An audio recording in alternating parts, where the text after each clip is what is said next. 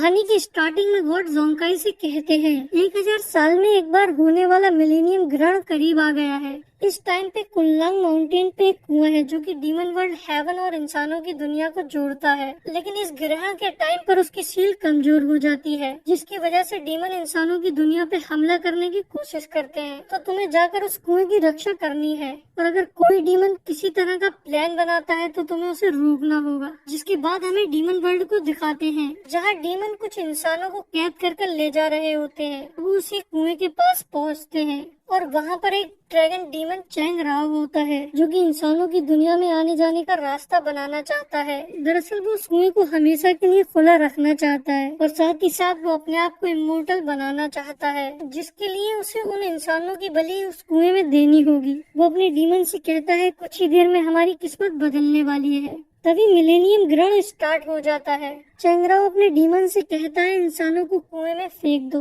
तो डीमन इंसानों को कुएं में धक्का देने लगते हैं।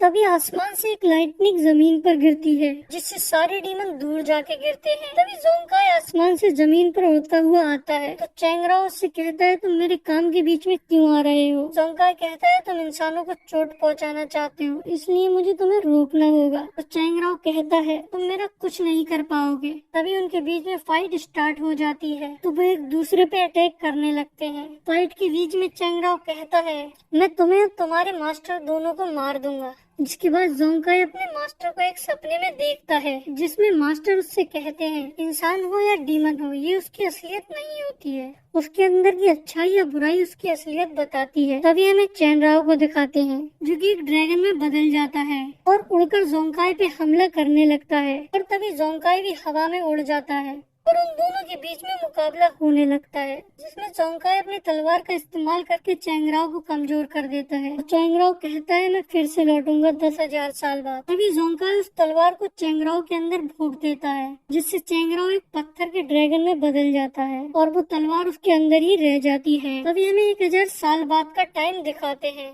जहाँ मास्टर यंकाई जोंकाई की वर्शिप कर रहे होते हैं और शहर में कुछ डीमंस को मारने के लिए भी जा रहे होते हैं। वे उनके पास उनके 2 स्टूडेंट आते हैं, जिनमें एक का नाम दाओ और दूसरे का नाम किंग फेंग होता है। किंग फेंग देखने में 1000 साल पुराने जोंकाई की तरह होता है। तो वो मास्टर से कहता है कि अगर आप डीमन को मारने के लिए जा रहे हैं तो हमें भी साथ लेकर चलिए। तो मास्टर कहते हैं तुम अपनी प्रैक्टिस करो, तुम डीमंस का मुकाबला नहीं कर सकते हो।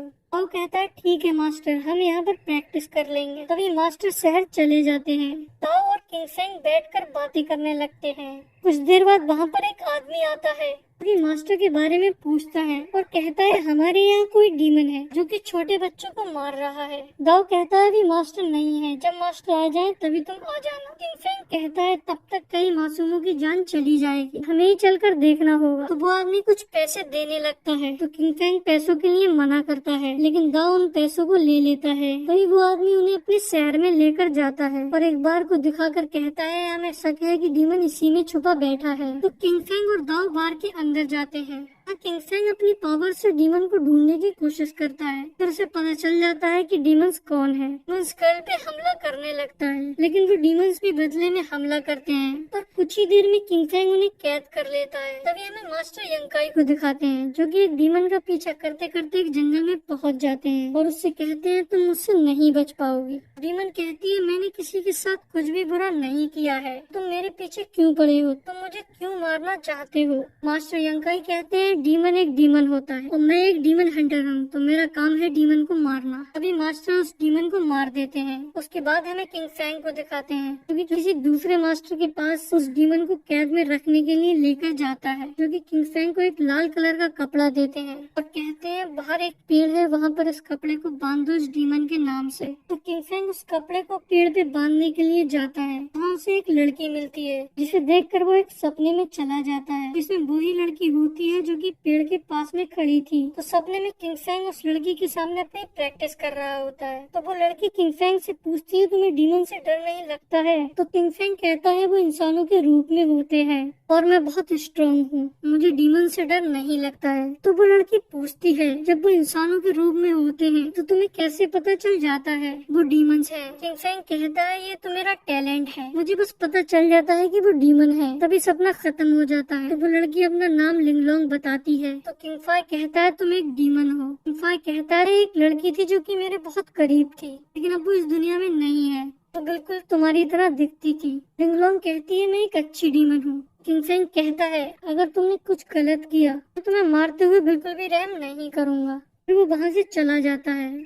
फिर हमें दिखाते हैं किंग फेंग वापस आता है और दाओ के लिए कुछ खाने के लिए लाया होता है। हमें उस मास्टर को दिखाते हैं जिसके पास किंग फेंग ने उस डीमन को छोड़ा था। तो वो मास्टर उस डीमन को सुधरने के लिए एक मौका देते हैं और उसको छोड़ देते हैं। वो डीमन वहाँ से भाग जाती है। हमें फिर से किंग फेंग को दिखाते हैं और अब उनके मास्टर भी उनके पास आ गए होते हैं। अब वो भी उनके साथ में खाने लगते हैं। कहते हैं कि आजकल डीमंस कुछ ज्यादा ही बढ़ गए हैं, हम लोगों को कुल्लांग माउंटेन पे जाकर चेक करना होगा। तभी वो तीनों लोग कुल्लांग माउंटेन के लिए निकल जाते हैं। हमें लिंगलोंग और उसकी ग्रैंड माँ को दिखाते हैं कि एक मिरर में उन तीनों को देख रही होती हैं। लिंगलोंग की ग्रैंड माँ लिंगलोंग से कहती हैं अब सब तुम्हारे हाथ में है, तुम्हें उसको लेके आना होगा कुएं की सील को खत्म करने के लिए। तो लिंगलोंग कहती है मैं उसके साथ ऐसा नहीं कर सकती क्योंकि वो बहुत अच्छा है। उसे मालूम था कि मैं एक डीमन हूँ, फिर भी उसने मेरे साथ बहुत अच्छा बर्ताव किया और इससे बड़ी बात उसने एक बार मेरी जान बचाई थी। उसकी ग्रैंड माँ उससे कहती है वैली पे 10,000 डीमंस रहते थे, लेकिन वो हर रोज गायब होते जा रहे हैं। उन सबको बचाने का एक ही तरीका है इस सील को खत्म करना। मैं तुम्हें फोर्स नहीं कर रही हूँ, लेकिन 10,000 डीमंस की जिंदगी तुम्हारे हाथों में है। तो लिंगलोंग उन लोगों की जिंदगी के लिए मान जाती है। तभी हमें एक फ्लैशबैक दिखाते हैं जिसमें किंग फेंग अपने घर जा रहा होता है। तो उसे रास्ते में एक लोमड़ी पत्थरों से दबी हुई मिलती है। वो उसकी मदद करने लगता है और उन पत्थरों को हटा देता है और उस फॉक्स को निकाल देता है। फिर वो फॉक्स वहाँ से भाग जाती है और किंग फेंग अपने घर चला जाता है जहाँ लिंग एयर की तबीयत बहुत खराब होती है और वो मर रही होती है। जिसके बाद उन दोनों के बीच में कुछ बातें होती हैं और लिंग एयर मर जाती है। किंग फेंग उसकी बॉडी को पानी में बहा देता है। फिर हमें उस फॉक्स को दिखाते हैं जो कि लिंग एयर की बॉडी के अंदर चली जाती है, लिंगलोंग बन जाती है। वो किंग फेंग को उसकी अच्छाई की वजह से पसंद करने लगी थी। वो उसके पास जाने की सोचती है, लेकिन उसकी ग्रैंड माँ उसे वहाँ से ले जाती है। फिर हमें प्रेजेंट दिखाते हैं जहाँ किंग फेंग और उसके मास्टर एक जगह पे रेस्ट करने के लिए रुकते हैं, लेकिन वहाँ कुछ डीमन होती हैं कि बाहर आकर जंगल में भागने लगती हैं। मास्टर यंकाई उनके पीछे चले जाते हैं, जंगल में जाकर उनसे फाइट करने लगते हैं। और तभी वहाँ पर एक ब्लैक हुडी में मास्क लगाए हुए आदमी आता है और उन डीमंस को गायब कर देता है। तो मास्टर कहते हैं तुम कौन हो? तो वो मास्टर से कहता है तुम्हें जल्दी ही पता चल जाएगा मैं कौन हूँ। और फिर वो आदमी आसमान में एक पर्पल तूफान लाकर गायब हो जाता है। तो मास्टर उस पर्पल तूफान को रोकने की कोशिश करने लगते हैं। तभी हमें किंग फेंग को दिखाते हैं जो कि उस घर के अंदर चला गया होता है। और तभी वहाँ पर लिंगलोंग आ जाती है। तो किंग फेंग लिंगलोंग को देखकर कहता है तुम यहाँ कैसे आई? तो लिंगलोंग कहती है मैं यहाँ से जा रही थी, रात होने के कारण मैंने सोचा यहाँ पर रात गुजार लूं। तो किंग फेंग कहता है तुम यहाँ नहीं रुक सकती हो। तो दाओ कहता है इतनी खूबसूरत और नाजुक सी लड़की है, ये रात में कहाँ जाएगी? तो किंग फेंग उसे बताता है ये एक डीमन है। तो दाओ डर के किंग फेंग के पीछे छिप जाता है और फिर किंग फेंग को महसूस होता है कि मास्टर आ रहे हैं, तो वो लिंगलोंग को छुपा देता है। और जब मास्टर घर के अंदर आते हैं तो उन्हें महसूस हो जाता है कि यहाँ कोई डीमन है, तो वो उसे घर के अंदर ढूंढने लगते हैं। किंग फेंग उसे छुपाने की काफी कोशिश करता है, लेकिन मास्टर उसे ढूंढ लेते हैं और उस पर अटैक करने लगते हैं। लेकिन किंग फेंग मास्टर के अटैक को रोक देता है और कहता है जैसा आप समझ रहे हैं वैसा कुछ नहीं है। तो मास्टर कहते हैं तुम्हें इस डीमन ने अपने जादू में ले लिया है। और फिर वो दोबारा से लिंगलोंग पे हमला करने लगते हैं। तो किंग फेंग दोबारा उनके अटैक को रोक देता है। तभी वो किंग फेंग पे हमला करने लगते हैं, लेकिन किंग फेंग उन पे हमला नहीं करता है, वो सिर्फ उनके अटैक्स को रोकता है। लेकिन इस बीच में किंग फेंग मास्टर के द्वारा काफी घायल हो जाता है। तो लिंगलोंग किंग फेंग और दाओ को लेकर टेलीपोर्ट हो जाती है और हमें मास्टर यंकाई को दिखाते हैं जो कि दरअसल में ब्लैक हुडी वाला आदमी होता है जो कि मास्टर यंकाई के रूप में आया होता है। फिर हमें मास्टर यंकाई को दिखाते हैं जो कि अभी भी उस तूफान को रोकने में लगे हुए होते हैं। तभी हमें लिंगलोंग और उन दोनों को दिखाते हैं जहाँ किंग फेंग काफी घायल हो गया होता है और वो बेहोश होता है। तो दाओ इन सब का जिम्मेदार लिंगलोंग को ठहराता है और कहता है ये सब तुम्हारी वजह से हुआ है। तो लिंगलोंग कहती है कि हमें किंग फेंग को बचाने के लिए मेरी वैली में ले जाना होगा, मेरी ग्रैंड माँ किंग फेंग को हील कर देंगी। लेकिन दाओ उस पर विश्वास नहीं करता है,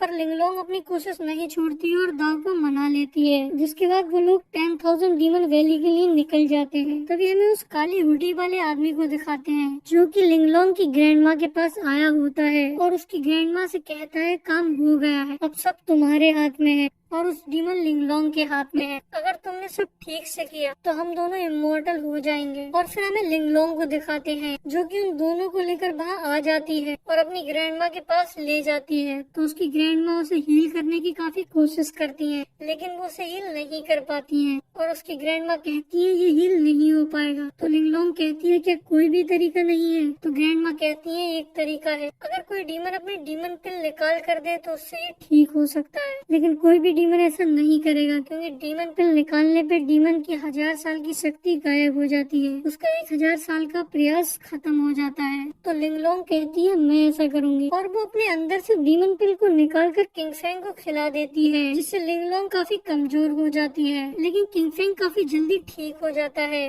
तभी लिंगलोंग किंगफेंग को वैली में घुमाने ले जाती है, जहाँ किंगफेंग के पास एक छोटी सी लड़की आती है। कहती है आप डीमन हंटर हैं? तो वो कहता है हाँ मैं डीमन हंटर हूँ। तो वो कहती है कि आप मुझे भी पकड़ लेंगे? तो किंगफेंग कहता है क्या तुमने किसी इंसान को खाया है? तो वो लड़की कहती है मैं तो सिर्फ घास खाती हूँ। तो किंगफेंग कहता है तो मैं तुम्हें नहीं पकड़ूंगा। तो किंगफेंग और दो डीमंस के साथ मिलकर जश्न मनाने लगते हैं और वो सारे लोग वहाँ पे बहुत मस्ती करते हैं। फिर किंगफेंग लिंगलोंग की तरफ देखते हुए एक सपना देखता है और वो सपने में देखता है कि वो लिंगार से पहली बार एक गुफा में मिला था। और जब वो सपना खत्म होता है तो वहाँ पर कुछ काले धुएं आ जाते हैं जो कि कुछ डीमंस को ले जाते हैं। तो किंगफेंग लिंगलोंग की ग्रैंड माँ से पूछता है ये क्या हो रहा है? तो उसकी ग्रैंड माँ बताती है कि ये माउंटेन पे एक मैजिक स्वॉर्ड की वजह से हो रहा है, जो कि हमारे डीमंस को काफी टाइम से गायब कर रही है। तो किंगफेंग कहता है मैं आपके लिए जो भी कर सकता हूँ वो करूँगा, आप मुझे वहाँ लेकर चलिए। जिसके बाद वो सारे लोग वहाँ जाते हैं।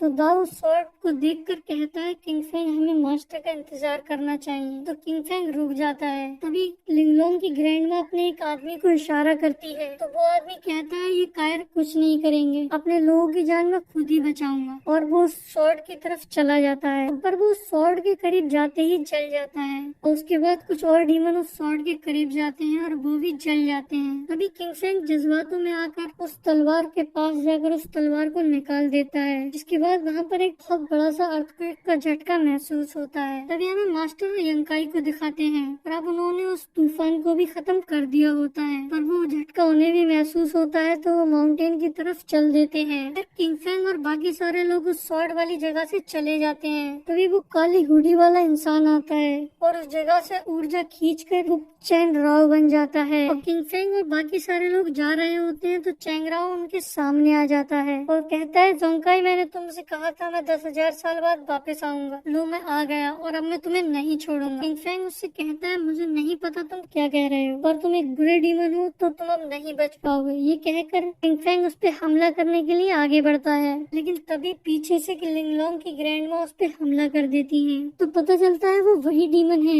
जिसे किंगफेंग ने स्टार्टिंग में पकड़कर मास्टर को दे दिया था। अभी वो बताती है ये सब हमारा प्लान था, तुम्हें लिंगलोंग से मिलवाने के लिए और माउंटेन पे लाकर उस स्वॉर्ड को निकलवाने के लिए। और साथ ही साथ वो बताती है कि इनकी बैली के डीमंस को भी मैं ही गायब कर रही थी। और ये बात सुनकर बैली के डीमन काफी गुस्से में आ जाते हैं और उस डीमंस पर हमला करने लगते हैं। और फिर किंगफेंग चैन राव से लड़ने लगता है, लेकिन वो उसके सामने थोड़ा कमजोर होता है और वो डीमन लड़की दाव पे हमला करने लगती है। तो दाव उसे एक गैजेट के इस्तेमाल से पकड़ लेता है और उस गैजेट की वजह से वो मर जाती है। और इधर चैनराव किंगफेंग को मार रहा होता है क्योंकि किंगफेंग चैनराव के सामने कमजोर होता है। लेकिन तभी मास्टर यंकाई वहाँ आ जाते हैं और चैनराव पे अटैक करने लगते हैं। उन दोनों के बीच में कुछ देर फाइट चलती है, लेकिन चैनराव उन पे एक हमला करता है जिससे वो बहुत घायल हो जाते हैं। तभी किंगफेंग उनके पास आता है तो वो किंगफेंग से कहते हैं तुम जोंकाई हो, और ये कहकर वो मर जाते हैं। और मास्टर को मरा हुआ देखकर दाव को बहुत गुस्सा आता है तो वो चैनराव पे हमला करने लगता है, लेकिन चैनराव अपनी पावर से उसे हवा में उठा देता है और हवा में ही उसकी जान ले लेता है। और जब वो नीचे गिरता है तो लिंगलोंग उसे पकड़ लेती है। जिसके बाद चैनराव एक तलवार को उठाकर किंगफेंग की तरफ फेंकता है, लेकिन लिंगलोंग किंगफेंग के सामने आ जाती है और तलवार उसके भुग जाती है और लिंगलोंग की वहीं मौत हो जाती है। और अब किंगफेंग के सारे साथी मर जाते हैं तो किंगफेंग को बहुत गुस्सा आता है और वो जोंकाई में बदल जाता है। जिसके बाद वो अपनी शॉर्ट टेक्निक का इस्तेमाल करता है, चैंगराव पे हमला करने लगता है और अब चैंगराव भी ड्रैगन रूप में आ जाता है। फिर जोंकाई बहुत सारी शॉर्ट से चैंगराव पे हमला करता है और फिर वो कुछ देर बाद अपनी टेक्निक का यूज करके उन शॉर्ट को एक बड़ी सी स्वॉर्ड में चेंज कर देता है और चैंग राओ को वही मार देता है और यही हमारी मूवी का एंड हो जाता है।